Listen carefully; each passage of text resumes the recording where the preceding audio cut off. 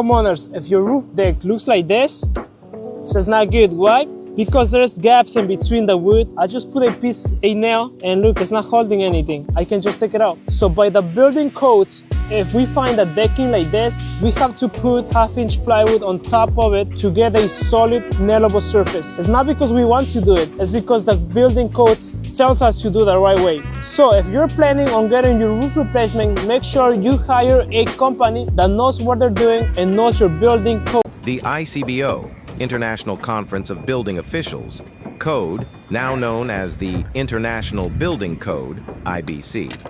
What are the requirements for shingle sheathing? Asphalt shingles must be fastened to solid sheathed decks or spaced structural sheathing boards. Mineral surfaced roll roofing materials require a solid sheathed roof. Asphalt shingles and shakes may be applied to solid or spaced decking in warmer climates, but require only solid sheathing in colder climates. Hey, what's up guys? Eric Garcia.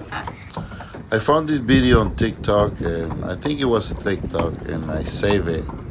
This guy is saying that when you put a nail through the gaps of the space sheeting, you're supposed to put solid sheeting or plywood, whatever.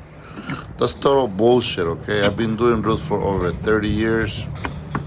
And in California, the area where I live, the only city that requires solid sheeting over space, with 1/2-inch space sheeting, is the city of Whittier.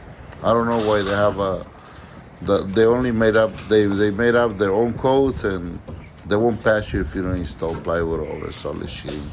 Everything else, I've been doing roofs all over Newport Beach, Beverly Hills, whatever, you name it. And they never asked me to install plywood over the space sheeting. So don't trust this review, please, on online. This young guy is probably in his 20s. What the fuck that he knows? He wasn't even born when I was roofing. He doesn't know shit. But anyway, don't trust these reviews, okay? Just read the building codes on your area. And if you have any questions, just call the city and ask him, hey, do I require plywood over space sheeting? They're gonna ask you how much space do you have. A quarter of an inch to 1/2 inch. You should be fine, okay? This roof has been there for 30 years. All you need to do is replace the damaged wood.